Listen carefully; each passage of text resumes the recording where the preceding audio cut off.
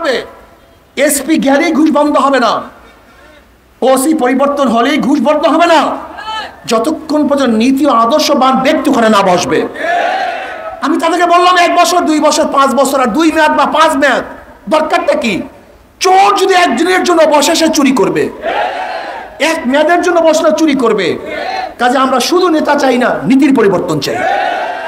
যারা চুরি করবে না, ডাকাতি করবে না, জুলুম করবে না, অন্যায় করবে। ইসলামী আন্দোলন বাংলাদেশ সোনারগাঁ থানা শাখা কর্তৃক আয়োজিত আজকে গণসমাবেশের সম্মানিত সভাপতি, জাতির সর্বশ্রেষ্ঠ সন্তান,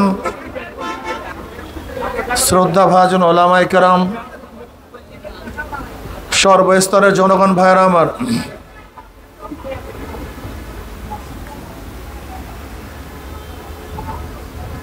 আমরা চতুর্থবার স্বাধীনতা পেয়েছি। 2024 5ই আগস্ট চতুর্থবার আমরা স্বাধীন হয়েছি। আপনারা অনেকেই ভাবতে পারেন, হুজুর চতুর্থবার স্বাধীনতার মানি, আসলে মূল ফ্যাক্ট এখানে এই ইতিহাস আমাদেরকে জানতে হবে। অনেক বাংলাদেশের জনগণ ইতিহাস সম্পর্কে আমাদের জানা না থাকার কারণে আমাদের মাথার মধ্যে, আমাদের স্মৃতিপটে অনেক ভুল সিদ্ধান্ত সৃষ্টি হয়েছে। এই দেশ একসময় ছিল মুসলমানদের দেশ। এই যে সোনারগাঁ একসময় মুসলমানদের রাজধানী ছিল, এখানে মুসলমানরা শাসক ছিল। এই পাক উপমহাদেশে দীর্ঘ 750-800 বছর পর্যন্ত মুসলমানদের শাসন ছিল। শুধু আপনাদের সোনারগাঁ না, এই গোটা পাক উপমহাদেশ, এই বিস্তীর্ণ এলাকায় মুসলমানরা শাসন করেছে, মানুষ শান্তি পেয়েছে, জুলুম মুক্ত ছিল। কিছু মুনাফিক, তাদের মুনাফিকির কারণে ব্রিটিশ 200 বছর শোষণ করেছিল, শাসন নয়, শোষণ করেছিল, অত্যাচার করেছিল, জুলুম করেছিল। এবং সেই জুলুমের পার্ট ছিল অধিকাংশই মুসলমান। দিল্লির মধ্যে 1000 মাদ্রাসাকে ধ্বংস করা হয়েছিল। এই বাংলার মধ্যে 80,000 মাদ্রাসাকে ধ্বংস করা হয়েছিল।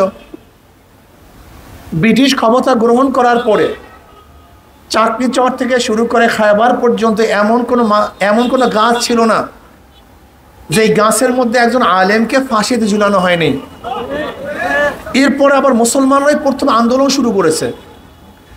1857 ঈসাই সালের আজাদি আন্দোলন, সেফাহি বিপ্লবের সূচনায় ছিল মুসলমান। নেতৃত্বে ছিল হাজী ইমদাদুল্লাহ মহাজির মক্কি রহমতুল্লাহ আলাই, কাসেম নাজুর রহমতুল্লাহ আলাই, রশিদ আহমদ গঙ্গুই রহমতুল্লাহ আলাই। এদের নেতৃত্বে ব্রিটিশের বিরুদ্ধে আন্দোলনের সূচনা হয়েছিল। অবশ্য পরবর্তীতে সবাই সংযুক্ত হয়েছে, কিন্তু সূচনায় ছিল মুসলমান। আপনি দেখবেন ব্রিটিশ হটাও আন্দোলনের সূচনায় মুসলমানের বাইরে কেউ ছিল না। যারা ইতিহাস সম্পর্কে জানেন, 1803 ঈসাই সালে দিল্লির জাফর থেকে যখন ব্রিটিশ দিল্লি দখল করে, ওই সময়তেই 1803 ঈসাই সালে শাহ ওলিউল্লাহ মুহাদ্দিস দেহলভী রহমতুল্লাহ আলাইহির বড় সন্তান শাহ আব্দুল আজিজ সাহেব রহমতুল্লাহ ঘোষণা দিয়েছিলেন, পাক ভারত উপমহাদেশ দারুল ইসলাম না দারুল হরব, এই ব্রিটিশদের বিরুদ্ধে আন্দোলন করা প্রত্যেকটা মুসলমানদের জন্য ফরজে আইন। এটা 1803 ঈসাই সাল। সেখান থেকেই ব্রিটিশ হটাও আন্দোলনের বীজ বপন হয়েছিল, সূচনা হয়েছিল। 1947 সনে 46 সনে আমরা স্বাধীনতা পেয়েছিলাম। আমরা প্রথম স্বাধীন হলাম কাদের থেকে? ব্রিটিশ থেকে। ভেবেছিলাম এখন আমরা শান্তি পাবো, মুক্তি পাবো, বৈষম্যতা দূর হয়ে যাবে। কিন্তু না, আমরা দেখলাম সংখ্যাগরিষ্ঠ হিন্দুরা তারা আমাদের অধিকার দিচ্ছে না, আমাদের খাদ্যের অধিকার, বাসস্থানের অধিকার, চলার অধিকার, ফেরার অধিকার, শিক্ষার অধিকার, চাকরির অধিকার। তখন আবার আমরা আন্দোলন করেছিলাম, সংগ্রাম করেছিলাম যে ভিন্ন একটা রাষ্ট্র চাই। সেই আন্দোলনের ভিত্তিতে হয়েছিল পাকিস্তান। আমরা 1947 পাকিস্তান নামে একটা ভূখণ্ড পেলাম, ভেবেছিলাম এবার শান্তি পাবো, মুক্তি পাবো। পাকিস্তানের দুইটা অংশ, পশ্চিম পাকিস্তান, পূর্ব পাকিস্তান, দুই মেরুতে অবস্থান করতেছিল, মাঝখানে ব্যবধান 1700 কিলোমিটার দূরে। এই 1700 কিলোমিটার দূরে দুই মেরুতে অবস্থানকৃত দুইটা দেশ একই নামে ভারত থেকে আলাদা হওয়ার কারণটা কি ছিল এইটা আমরা অনেকেই জানি না এবং জানানো হয় নাই। এইটাই বড় সমস্যা। সবচেয়ে বড় সমস্যা এখানে এই আলাদা হওয়ার কারণ কি ছিল? ঋতুর কারণ, ভূমির কারণ, ভৌগোলিক কারণ না, শুধু একটাই কারণ ছিল। পশ্চিম পাকিস্তানিরা সংখ্যাগরিষ্ঠ মুসলমান, পূর্ব পাকিস্তানিরা সংখ্যাগরিষ্ঠ মুসলমান। ধর্মের ভিত্তিতে, মুসলমান ধর্মের ভিত্তিতে দেশ ভাগ হয়েছিল, অন্য কোনো কারণে নয়।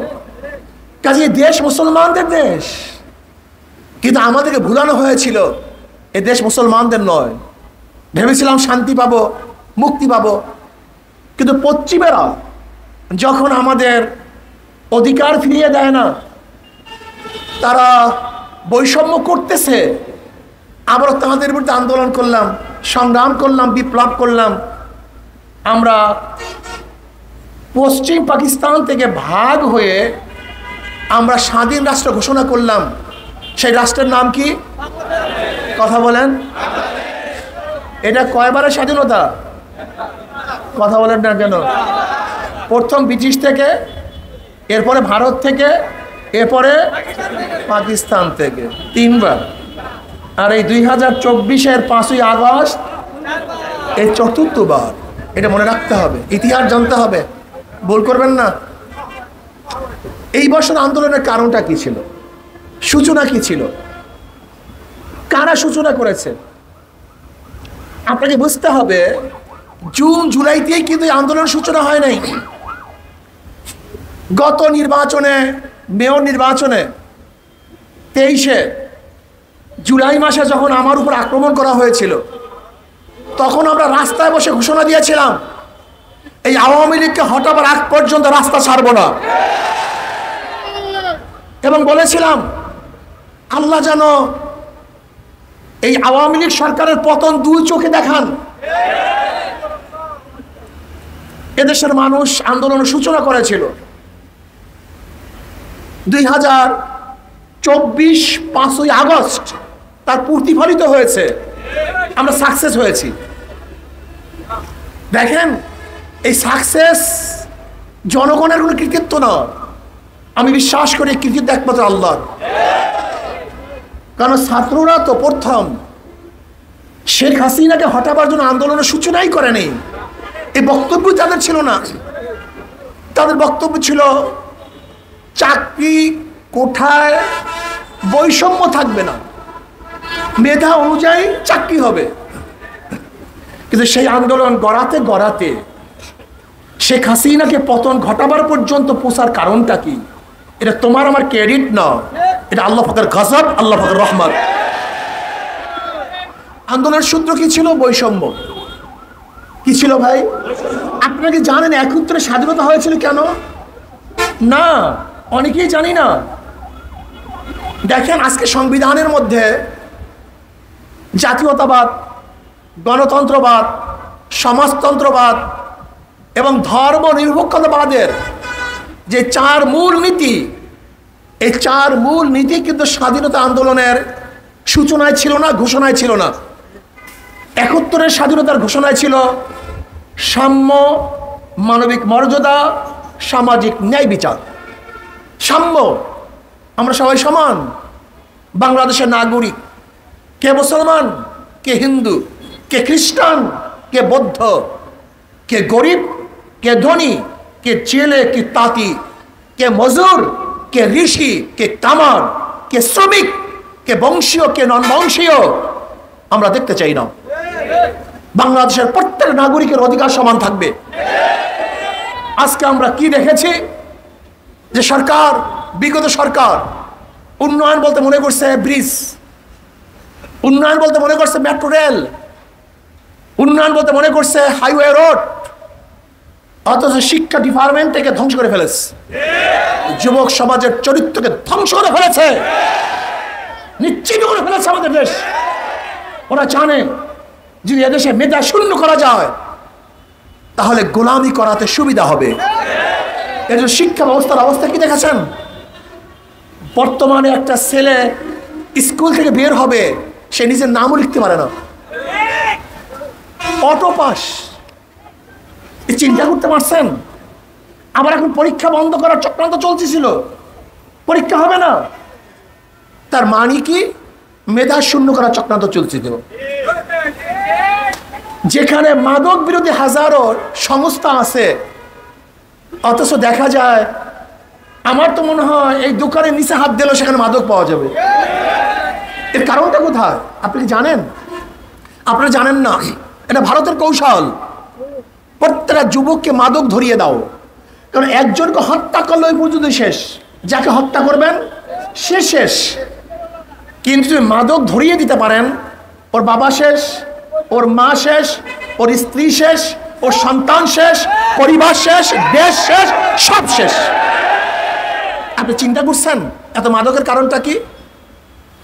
ও রাস্তাঘাটে উন্নয়ন করেছে, কিন্তু হাজারো যুবকরা পথে ঘাটে মাদক সেবী দেখতেছে, তাদের চরিত্র উন্নয়ন করার জন্য কোনো পদক্ষেপ গ্রহণ করে নেই। আচ্ছা আমাকে বলেন তো, যদি মানুষই না থাকে আর রাস্তা যদি আপনি স্বর্ণ দিয়ে বাঁধিয়ে দেন, তা মানুষ হাঁটবে না কুকুর হাঁটবে? এই রাস্তা দিয়ে লাভটা কি আমাকে বলুন? যদি মানুষই না থাকে রেলে কে চলবে? শুয়ার চলবে না মানুষ চলবে? সব ধ্বংস করে ফেলছে। আপনাদের জানা নেই, আপনাকে বুঝতে হবে, বোঝার চেষ্টা করতে হবে। সাম্যতা নেই, আজকে শ্রমিকদের অধিকার নেই, মজদুরদের অধিকার নেই। আজকে বাংলাদেশের স্বাধীনতার বয়স 53 বছর, আমরা দরিদ্র সীমার উপরে উঠতে পারতেছি না কেন? আজকে দেশ দুর্নীতিতে 5 বার চ্যাম্পিয়ন হবে কেন আমাকে বলুন? অথচ আমাদের সাথেই তো সিঙ্গাপুর স্বাধীন হয়েছিল, মালয়েশিয়া স্বাধীন হয়েছিল। তাদের অবস্থা দেখেন আর আমাদের অবস্থা দেখেন। এর কারণটা কোথায়? বর্তমান গভর্নর বলতেছেন গোটা দুনিয়ার মধ্যে ব্যাংক এইভাবে লুটপাট করার ইতিহাস নাই, গোটা দুনিয়ার মধ্যে। এসালাম গ্রুপ কি করছে জানেন? এই 8টা ব্যাংক কিভাবে দখল করছে? এক ব্যাংক থেকে 200 কোটি টাকা লোন নিত, অন্য ব্যাংকে দিত, সেখান থেকে 500 কোটি টাকা লোন দিত, অন্য ব্যাংকে দিয়া সেখানে শেয়ার কিনত। Money game. এই মানি গেমের মধ্যে ব্যাংকের টাকা দিয়া সেখানে ব্যাংক ক্রয় করছে, আর শেখ পরিবার সেখান থেকে 2/3 টাকা বিদেশে পাচার করছে। 2/3। আপনি বিশ্বাস করতে পারবেন না ব্যাংকের অবস্থা কোথায় গিয়ে পৌঁছছে। আমাকে বলেন তো, ব্যাংক কি টাকা জন্ম দেয় না আপনাদের টাকা ব্যাংকে থাকে? তাহলে মাইনিং করছে কার টাকা? লুটপাট করছে কার টাকা? বিশ্বাস হয় না? আজকে যেই পরিমাণের টাকা ব্যাংকে আছে, যদি আজকে আপনারা চেক দেন যে আমরা টাকা তুলে দেব, সমস্ত ব্যাংক দৌড়ে হয়ে যাবে। কথাটা বুঝাতে পারিনি। যত মানুষের টাকা ব্যাংকে জমা আছে, আজকে যদি সেই টাকাগুলি তোলার জন্য চেক পেলে করেন, তাহলে সমস্ত ব্যাংক দেউলিয়া হচ্ছে না কেন? আজকে আপনি তুলতেছেন 10 জনে দিচ্ছে, 10 জনে তুলতেছে 20 জনে দিচ্ছে, টাকা ঘোরত ফেরত। এর জন্য আপনারা বুঝতে পারতেছেন না, কিন্তু ব্যাংকের অবস্থা খালি, ঝুলি খালি। এরপর আসুন, আজকে উন্নয়ন করেছেন, পদ্মা সেতু করেছেন। আপনাকে জানেন পদ্মা সেতু থেকে কত টাকা মাইনিং করা হয়েছে, চুরি করা হয়েছে? আমরা কি জানি? বাংলাদেশের টাকা দিয়ে পদ্মা সেতু করা হয়েছে, কিন্তু কয়েকদিন আগে কি দেখলাম, পদ্মা সেতুর কিস্তি দেওয়ার সময় চলে আসছে। আজি এতদিন জানছি আমাদের টাকা, এখন জানছি হাজিব। সব জায়গায় ধোঁকাবাজি, সব জায়গায় লুকোচুরি, সব জায়গায় লুকোচুরি। আপনি জানেন বাংলাদেশে বর্তমানে ঋণ কত? 18 লক্ষ কোটি টাকা। 18 লক্ষ কোটি টাকা ঋণ। তার মানে আজকে বাংলাদেশে যে সন্তানরা জন্মগ্রহণ করবে তার মাথার উপরে 1,50,000 টাকা ঋণ। এখানে যারা আছেন না, এই যত মানুষ আছেন, প্রত্যেকের মাথার উপরে কত ঋণ জানেন? 1,50,000 টাকা প্রত্যেকের ঋণী এখানে যারা আছেন। অথচ আমরা খাজনা দেই, আমরা ট্যাক্স দেই, আমরা ভ্যাট দেই। এখানে যারা আছেন, যারা টুপি পরছেন, এই টুপির উপরে কত ভ্যাট হচ্ছে আপনি জানেন? তুলা আমদানি থেকে শুরু করে সুতা বানানো, এই সমস্ত জায়গায় কারেন্টে ভ্যাট ট্যাক্স, গ্যাসে ভ্যাট ট্যাক্স, পানিতে ভ্যাট ট্যাক্স, অফিসে ভ্যাট ট্যাক্স, বিক্রিতে ভ্যাট ট্যাক্স, উৎপাদনে ভ্যাট ট্যাক্স, যখন প্রথম যাবে ইসের কাছে, ডিলারের কাছে, সেখানে ভ্যাট ট্যাক্স, পাইকারের কাছে ভ্যাট ট্যাক্স, দোকানদারের কাছে ভ্যাট ট্যাক্স। আপনি জানেন এই টুপিটার উপর কতবার ভ্যাট হয়েছে, কতবার ট্যাক্স হয়েছে? জানা নেই। ফ্যানের বাতাস খাইতেছেন, সরকারি না, আপনার টাকা চুরি করতেছে ওরা। এই রাস্তায় হাঁটতেছেন, সরকারের বাবার টাকা না, আপনার টাকা, অথচ চুরি করতেছে ওরা, ডাকাতি করতেছে ওরা। টাকা আপনার, চুরি করতেছে ওরা। আজকে কয়েক পরিবারকে আপনাদের টাকাগুলি সব দিয়ে দিয়ে আমাদের সবাইকে ঋণী বানায় ফেলাইছে। কাজে আমরা সাম্যতা চাই। কি চাই ভাই? সমান অধিকার চাই। যার টাকা আছে তাকে ঋণ দেবা, আর যার টাকা নাই তাকে ধুকে ধুকে মারবা, এইটা আমরা চাই না। প্রয়োজন অনুযায়ী ঋণ দিতে হবে। মানবিক মর্যাদা চাই। আমি চাই না কে কৃষি, কে ঋষি, কে কামার। আশরাফুল মাখলুকাত মানুষ। তোমরা কুকুরকে বিছানায় উঠাও, তোমরা কুকুরের গালে চুমা দাও, তোমরা কুকুরের মুখে নিজের হাতে খানা তুলে দাও, আর আশরাফুল মাখলুকাতকে লাথি মারো, অপমান করো, অপদস্থ করো। এটা মানা যায় না। আমি চাই না কে গরিব, কে দুঃখী, কে পুরুষ, কে মহিলা, কে মুসলমান, কে হিন্দু, কে পথিক, আর কে বাদশা। আমি দেখতে চাই না। প্রত্যেকটা মানুষ সন্তানকে ইজ্জত দিতে হবে, সম্মান করতে হবে, তাদের মর্যাদা রক্ষা করতে হবে, তাদের অধিকার বাস্তবায়ন করতে হবে। সামাজিক ন্যায় বিচার কোথায়? আমরা কি দেখেছি? বিখ্যাত সরকার যখন যে সরকারে থাকে তার গুন্ডা বাহিনী যত বড় অপরাধী হোক না কেন রাস্তায় ঘুরে, আর যারা নির্দোষ তারা আয়না ঘরে ধুকে ধুকে মরে। এই বিচার দেখতে চাই না, ন্যায় বিচার প্রতিষ্ঠা করতে চাই। 5ই আগস্টের পরে যারা লুট করছে, চাঁদাবাজি করছে, দখলদারি করছে, এদের কাছেও দেশ নিরাপদ না। সহজ কথা বলবো, আমাদের থিমের মধ্যে ভুল। আমাকে প্রশ্ন করছে সাংবাদিকরা, আপনি কি চান একজন প্রাইম মিনিস্টার 2 বছর মেয়াদির বেশি না থাকতে?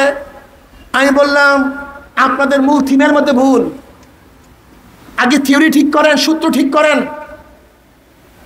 তা আবার কি? আমি বললাম ধরেন একজনের নাম এ, একজনের নাম বি, একজনের নাম সি। এ বি সি তিনজনে চোর, ক্ষমতায় এ, কি করবে? কথা বলেন। হটাও এ, বসাও বি, কি করবে? হটাও বি, বসাও সি। কথা বলেন না কেন? কারণটা কি? নেতার পরিবর্তন হয়েছে, দলের পরিবর্তন হয়েছে, আদর্শের পরিবর্তন হয় নাই। ওসি থানার থেকে যায়, ওসি আসে, কিন্তু ঘুষের পরিবর্তন কারণটা কি? এসপি যায়, এসপি আসে, ঘুষের তো পরিবর্তন নেই। খুব ভালো মতো রাখতে হবে, এসপি গেলেই ঘুষ বন্ধ হবে না, ওসি পরিবর্তন হলেই ঘুষ বন্ধ হবে না, যতক্ষণ পর্যন্ত নীতি ও আদর্শবান ব্যক্তি ওখানে না বসবে। আমি তাদেরকে বললাম 1 বছর, 2 বছর, 5 বছর, আর 2 মেয়াদ বা 5 মেয়াদ দরকারটা কি? চোর যদি একদিনের জন্য বসে সে চুরি করবে, এক মেয়াদের জন্য বসলে চুরি করবে। কাজে আমরা শুধু নেতা চাই না, নীতির পরিবর্তন চাই। যারা চুরি করবে না, ডাকাতি করবে না, জুলুম করবে না, অন্যায় করবে না। আমাদের বাংলাদেশের সবচেয়ে বড় সংকট কি জানেন? এত শিক্ষিত গোটা দুনিয়ার অনেক কান্ট্রিতেই নেই। এত উচ্চ শিক্ষিত এত উচ্চ ডিগ্রিওয়ালা অনেক দেশের কান্ট্রিতেই নাই। কিন্তু আমাদের দেশের সবচেয়ে বড় সমস্যা কি জানেন? দুর্নীতি। জোরে বলেন। এই দুর্নীতি মুক্ত দেশ করতে চাই, চোর মুক্ত দেশ করতে চাই, ঘুষ মুক্ত দেশ করতে চাই, ডাকাত মুক্ত দেশ করতে চাই। কি রাজি আছেন ইনশাআল্লাহ? এর জন্য মাদার গাছ লাগিয়ে আমের আশা করা যায় না। যারা 5 তারিখের পরে দেশে লুটপাট গুমটামি শুরু করেছে, ওদের মাধ্যমে দেশ কোনোদিন ভালো হতে পারে না। ওদেরকে প্রতিহত করতে হবে। দেখছেন মামলা শুরু হয়ে গেছে। আওয়ামী লীগ অপবাদ দিয়েছি, তোমরা মিথ্যা মামলা দিয়েছ। তাহলে 5 তারিখের পরে যারা মিথ্যা মামলা দিয়েছে তাদের মধ্যে আওয়ামী লীগের পার্থক্যটা কোথায়? আওয়ামী লীগকে বলেছে জুলুম করেছ, 5 তারিখের পরে যারা জুলুম করেছে তাদের মধ্যে আওয়ামী লীগের পার্থক্য কোথায়? আমি ক্লিয়ার বলতে চাই, আওয়ামী লীগের মধ্যেও যারা ডাকাত না, জালেম না, অত্যাচারী না, তাদেরকে অত্যাচার করা যাবে না। আমি ওই সমস্ত ভাইদেরকে বলবো যারা আওয়ামী লীগের মধ্যে ছিলেন, ভালো আদর্শবান ব্যক্তির দল আওয়ামী লীগ হতে পারে না। আপনি তওবা করুন। লুটেরা এবং ডাকাত বদমাশদের দল কোন আদর্শবান ব্যক্তির দল হতে পারে না, বিএনপি দল হতে পারে না। যারা লুট করেছে, যারা 5 তারিখের পরে মানুষকে অত্যাচার করেছে, আমি বলবো তওবা করুন, শুদ্ধ হন, মানুষকে শান্তি দেন। এই লুটের দেশ, অত্যাচারীদের দেশ এ দেশের জাতি আর দেখতে চায় না, আর দেখতে চায় না, আর রক্ত দিতে পারবো না, বারবার আন্দোলন করতে পারবো না। আসুন আমরা সম্মিলিতভাবে এমন একটা দেশ গড়ব যে দেশের মধ্যে থাকবে সাম্য, মানবিক মর্যাদা, সামাজিক ন্যায় বিচার, যেখানে অধিকার থাকবে মুসলমানদের, যেখানে অধিকার থাকবে হিন্দুদের, যেখানে অধিকার থাকবে খ্রিস্টানদের, যেখানে অধিকার থাকবে বৌদ্ধদের, যেখানে অধিকার থাকবে প্রত্যেকটা পুরুষের, যেখানে অধিকার থাকবে প্রত্যেকটা মহিলাদের। আমরা সবার অধিকারকে ফিরিয়ে দিতে চাই, সবাইকে ভালো রাখতে চাই, একই সাথে কাজ করতে চাই। এর জন্য প্রয়োজন হলো ইসলামিক কান্ট্রি। ইসলামকে ভয় পেন না। পাশ্চাত্যরা বিভিন্ন মিডিয়ার মাধ্যমে আমাদের মুসলমান মানুষের মেধার মধ্যে ঢুকিয়ে দিয়েছে ইসলাম ফোবিয়া।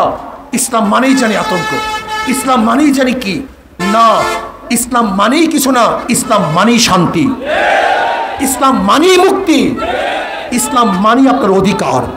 শুধু একটা উদাহরণ দিয়ে শেষ করবো ইসলাম মানিটা কি। ওমর ইবনে খাত্তাব রাদিয়াল্লাহু তাআলা খুতবা দেওয়ার জন্য দাঁড়ায়ছেন। এক সাধারণ পাবলিক বলতেছে, আমিরুল মুমিনিন আপনার খুতবা শুনবো না। তাহলে কেন? তাহলে রিলিফের কাপড় দিয়ে আপনি জামা বানাইছেন, আমিও রিলিফের কাপড় দিয়ে জামা বানাইছি, কিন্তু আপনার জামা এত সুন্দর হয়েছে, কাপড় বেশি চুরি করেছেন, আর আমার জামা খাটো হয়েছে, আমাকে কাপড় কম দিয়েছেন। এর জবাব না দেওয়া পর্যন্ত আপনার খুতবা শুনবো না। জবাবদিহিতার অবস্থা বুঝেন? অর্ধজাহানের বাদশা, সাধারণ পাবলিক।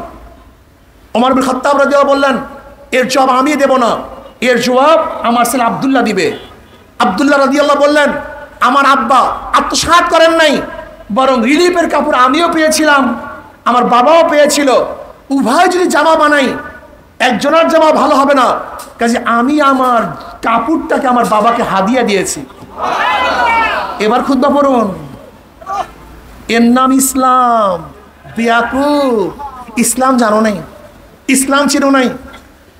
ইমাম রুমি রহমতুল্লাহ বলেছেন, আমি অনেক পোশাকের মধ্যে মানুষ দেখেছি যারা আসলে মানুষ না, আর অনেক মানুষ দেখেছি যাদের কোনো পোশাক ছিল না। আমরা পোশাককে নির্বাচন করি, মানুষ নির্বাচন করি না। আমরা বিল্ডিং নির্বাচন করি, মানুষ নির্বাচন করি না। আসুন পোশাক দিয়ে মানুষকে নির্বাচন করা যায় না, আখলাক এবং চরিত্র দিয়ে মানুষকে নির্বাচন করা যায়। এরকম চরিত্রবান মানুষকে আমরা ক্ষমতায় বসাই, তাহলে মানুষের অধিকারকে ফিরিয়ে দিতে পারবো। আল্লাহ আমাকে এবং আমাদের সবাইকে সম্মিলিতভাবে এই দেশ গড়ার তৌফিক দান করেন।